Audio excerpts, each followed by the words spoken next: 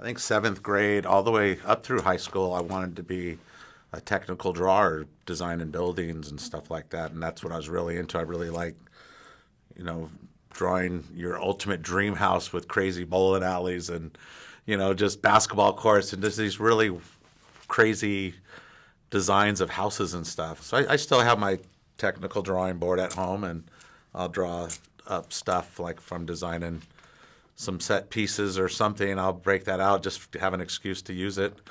I think for me, I probably wanted to be, or I was in doing carpentry with my dad. I like the smell of lumber and being outside. I'm really into outside of music. I'm really into archery. Getting How did pretty. you get into that? Just movies, get influenced by Lord of the Rings or stuff like that. Just it looks cool. I really like the series Vikings. I think Vikings is really cool. Game of Thrones. Can never get enough of that. I get mad when it's not on them. So sometimes I don't watch it when it comes out. I wait for it so I can watch like 5 episodes. I think Vikings is really cool, though. I can't wait for that to come out again. My background is my father's Swedish. His parents are from Stockholm, and they came here in the 1920s or something like that. Or maybe even earlier than that, I'm not sure. My mother's side is Mexican, and my grandfather's mother was Apache Indian. Wow, that's But they cool. never talked about it. It was more like we're Mexican. So, but anyway, there's a little bit of that. My mom and dad came together, in the 50s. Actually, they were pretty young when they had me there. My dad was 21, and my mom was 19.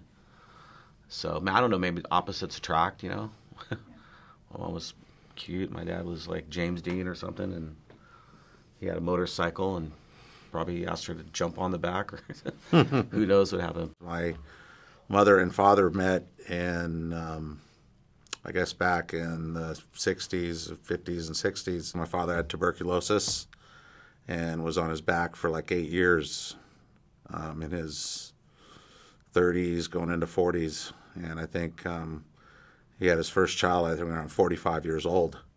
And that was my oldest brother. And so when they got out of there, they started a family late in life, so I always grew up with my father. Everybody thought he was like my grandfather when I was younger because I've always remembered him with gray hair, and being older.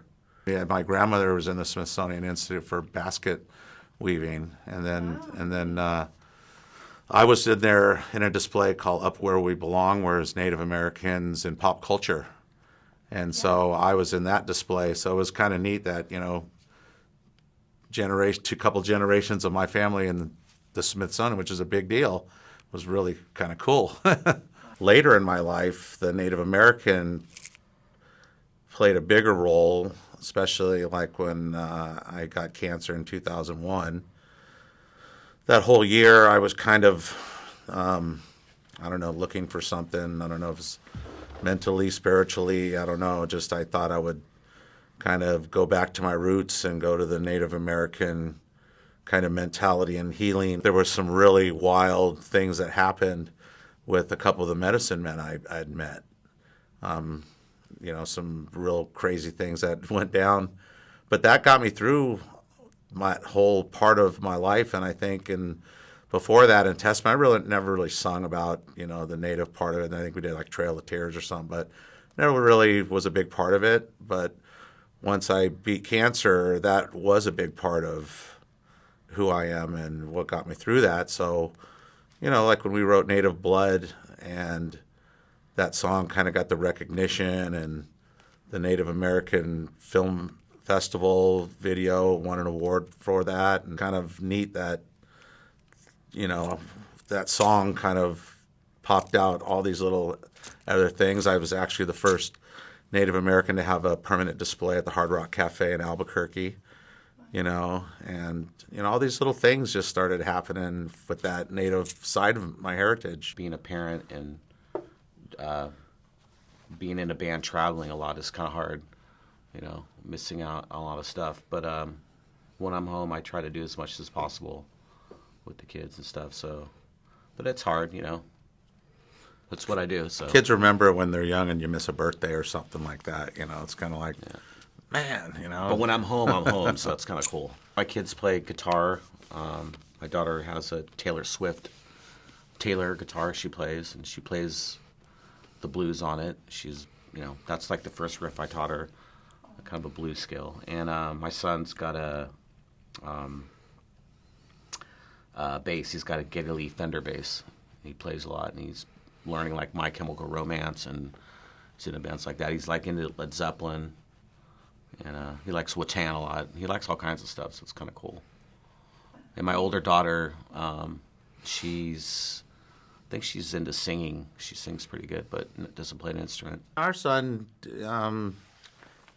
he's into metal. I think when he was in a child seat in the car when he was younger, I used to play Slayer and Metallica and everything, and I used to quiz him. I was like, "Who's this?" And he'd go, "Slayer." You know, he would know who it was. You know, because I just like, okay, he's going to be a metalhead when he gets older. Now he likes hip hop. And now he's into hip hop and rap, and he's, I'm like, what'd I do? What happened? Where did it change? So he's in that, but he's still a metalhead, and he still comes to the shows and still, listens to harder music, but he prefers hip hop. Being on stage, I think, is the most rewarding part for me. Probably for Chuck too. It's just that's what we're there for, and when the crowd is just you're one with the crowd, and that's just magical right there. You can't. It doesn't get better than that. Well, especially lately. I mean, like I said earlier, there's newer crowd of younger kids coming to the shows, and I see even as young as 12, 13, 14, they're like metalheads already. And I think I definitely attribute that to the exposure of metal music, from games like Rock Band or Guitar Hero. You got these 4 or 5-year-old kids playing Souls of Black on guitar, and you'd think when I was that young, you couldn't get an exposure to that kind of music, So it's created this new younger generation of metalheads, which is pretty cool, and to see that, look it down and go, wow, and they're singing the lyrics, and you go, man, they know our songs, they're that young. That's pretty good payoff, especially when performing live. Plus, when you have a good show, when everything's on, and like for me, my voice feels really good and strong, and the PA and everything sounds nice, and a good show, that's a special moment too, when it comes easy, because everything just seems to be perfect that night.